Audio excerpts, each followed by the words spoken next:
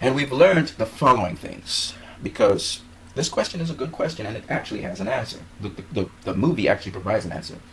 The world is mixed on Superman. The world wonders the following things. 1. Is Superman good or is he bad? Is he a hero or is he not a hero? 3. Because remember, the city gave him a monument for stopping the total disaster of the world in Man of Steel. 3. Does Superman work with the nations and their governments? Is he willing to be accountable to human and mankind for doing good for them? Or is he going to be only operating as he sees fit, to his own will? It's a very important question, because he was disregarding the sovereignty of nations and their laws to help people. And the last question had to do with,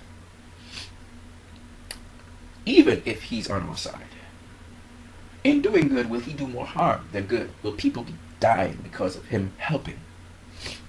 So those are the 4 questions. And that's what the congressional hearings were all about, after Superman was allegedly blamed for the disaster in Nairobi. Now, we'll get to the disaster in Nairobi a little later. But the important thing is that these questions are exacerbated before they're answered. The first question was, is he good or evil? This is a very important question, because it looks like he does good, but he also has evil following him. We learn later, Lex Luthor is the guy behind that. Senator Finch tries to play fear, and she talks about the responsibilities that pass on to Superman. For instance, the Nairobi incident, she says he's responsible for that. Now, the information given is not highly accurate, as the witness is assuming Superman has done these atrocious acts. Now remember, the world only knows Superman for 2 years. It's not like us, the viewers, who know of the character of Superman for a very long time. It's not like his mother, Martha, or Lois, who knows him for a very long time, and they know his character. So the world only knows Superman in his costume. They don't know him as a person walking around with them. So, as a result of that, it's not beyond Superman, as far as they're concerned, to kill people. Also, it's not beyond Superman to have killed people and then the government comes in and shoots them up after, or even shoot people. Again, if you had a super being in this world and you were hearing all these negative and positive news about him and being a controversial figure, you would ask yourself if that figure wasn't involved negatively in an act, because you don't have a settled opinion on him. You're hearing negative things, you're hearing positive things, and you're afraid, which you should be. Anyway, my point is this. That is the first thing. Is he good or evil? People don't know. Some people think he's good because he saved them. And he goes in and he saves rockets and stuff like that. By the way, Zack Snyder uses what's called visual imagery, meaning at certain points in time, Zack Snyder would go from realism to an imagery of realism. Okay?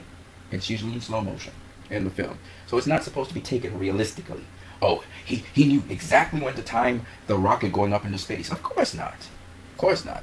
But he's summarizing it in just that he saved the Soviet rocket. Maybe it launched off and it had problems in the sky.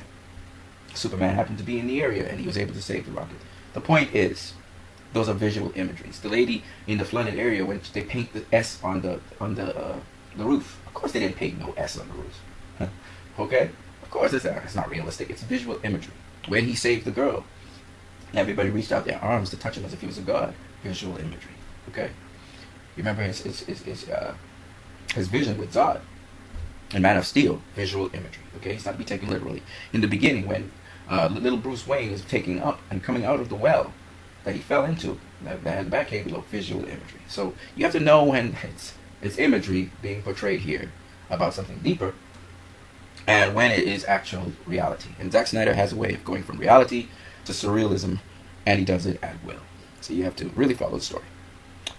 So we know how the world feels about Superman. Now, what most people want to know is, were these feelings resolved? All these feelings resolved in the film? Now, I got to be honest with you, not all of them are resolved in the film, but the first one, whether Superman is good or evil, is resolved in this film, because he gives his life for the whole world, and the world realizes Superman is a good guy. 2. The second thing is, there are 4 of them. The second one is, will Superman respect governments and authority of mankind? And clearly, by him going to the hearings, he shows that he wants to respect it. He wants to submit himself to mankind. In Man of Steel, he submitted himself into custody of mankind for Lois Lane. So Superman shows that he wants to submit himself to mankind. Of course, the Congressional building blew up, but of course people learned in the latter end that Lex Luthor was behind that. So 2 is also resolved. 3. Point number 3 is Superman a danger to mankind? In doing all of his good, still there could be evil that could follow because of the opponent he misjudges or whatever. And this actually was dealt with in Man of Steel, where he says, I guess I'll have to trust you. And he was like, I don't know if I can trust mankind or trust General Zod. So on Superman's end, he just learned he needs to trust mankind. And in this one, I believe the resolution to that is that mankind abandoned everything when they realized Superman was good and just decided, you know what, here I just need to trust Superman on that one. Because he's trying to help us the best he knows how. And then the final one is, point number 4, is Superman, is he a hero? Is he a hero or is he not a hero? Because some people feel he's not a hero. Some people believe he's a hero. Of course, in the end, that is resolved, and people believe he's a hero because they do basically a soldier's funeral for him. All right, so how the world feels about Superman is handled very easily there. Now, why does everybody blame Superman for the massacre in Africa? I think we covered this already. The world only knows Superman for 2 years. They don't know him like how we know him. We'll be looking like, what? We're looking from the audience perspective and saying, why don't they realize Superman doesn't shoot anyone? Well, because they don't really know what he's capable of, and we're getting mixed news all the time. And some people be like, well, why would he need guns? Well, even if he didn't need guns, they could say that he killed people and the government came in and shut them up after. So it doesn't really matter how you look at it. You can look at it, he uses heat ray vision to burn down the village. So it doesn't really matter. You know, when you are in fear of someone who has a lot of power and can do a lot of things, you don't process things like that. You ask these kinds of questions. And Senator Finch was trying to get to the bottom of things. So again, this answer is very easy to answer, okay? Okay, what the hell is Wonder Woman in Metropolis for? Well, we already know that answer. It's because Lex Luthor has garnered information from her, and she's aware of that. So she's come to retrieve it.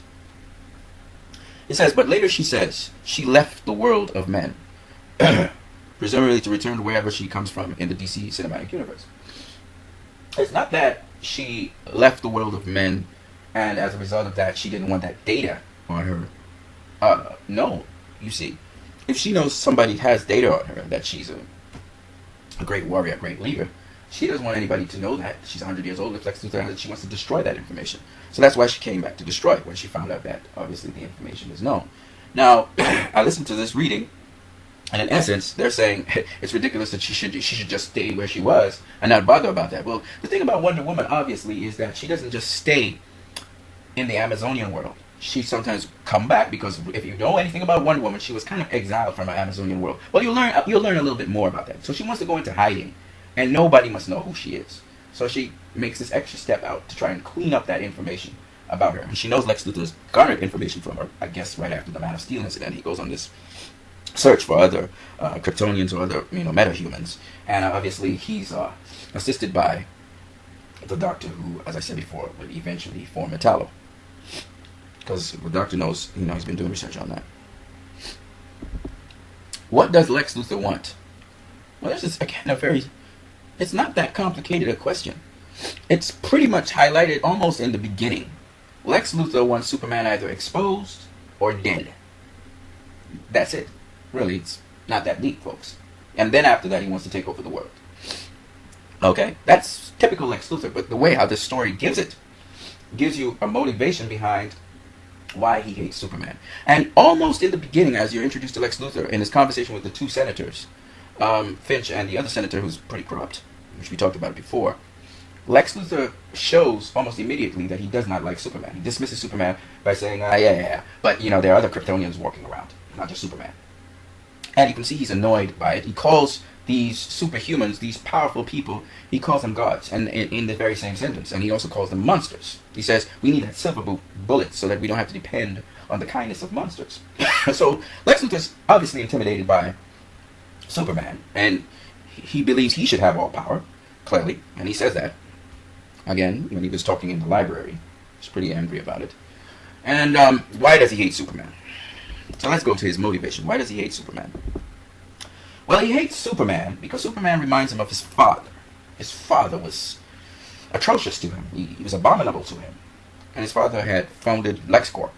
His father was a very powerful man.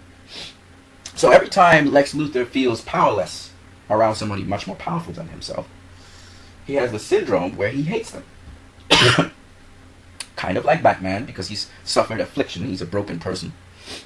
And so he's slightly crazy about that. He'll go to no ends to either expose these very powerful people, or he will try to his very best to kill them. Which is why his philosophy of God is what it is. His philosophy of God is very simple. Either God is not all-powerful, because of his experience of not being delivered from his father, or God is not all good, which means he's evil. Lex Luthor believes God is evil. He believes devils don't come from below us, but they come from the sky. So Lex Luthor's philosophy of God is very simple. God must be evil to rule and be all-powerful. And God can be attained. He can attain the godliness by controlling God. So Lex Luthor's kind of crazy like that. That's his philosophy, basically. And based on his philosophy, knowing that Lex Luthor is all about information and knowledge, and he's a genius, he's able to scavenge up all this knowledge and all these other godlike beings with a lot of power. He thinks of them as evil. And he thinks of himself as doing the world a good service, even though he has to be evil himself. Superman flies in the face of his philosophy. Superman seems to be all good. So he says if he's all good, then he can be killed. He's not God. So that's basically Lex Luthor's philosophy. Now, you have to use higher level learning. That's why sometimes you have to go and watch this movie more than once. Lex Luthor has always hated Superman, and we always knew this. But he concealed it quite well in the beginning, even though he had these little tics. Lex Luthor obviously is a raging, flaming, angry, somewhat filled with fear, but very brilliant person. And as a result of that, you may ask yourself, well, why did Lex Luthor create Doomsday to kill Superman? Knowing that Doomsday, he knows it's an abomination and it kills out every planet and it kills out every Kryptonian. Why would he make something like that? Knowing he can't even control the thing. And there again comes in his insane philosophy that Doomsday is God. He has to be. Doomsday is all powerful, and therefore he's got to be evil. And he goes with his philosophy. This is just the way he thinks. He does not think about the fact that the entire world will be destroyed. In fact, Lex Luthor is a hopeless guy. He doesn't have any hope within him. So he doesn't have a problem destroying the whole world. He himself getting destroyed once Superman is dead. Once the symbol of hope is gone. So he's very, very demonic in the way how he approaches things. And this is exactly how people are, actually. If you look at what's happening with Superman v. Batman, these guys are trying to chop down this movie at all costs, not even caring that civil war may suffer because of their destruction of a superior comic book movie.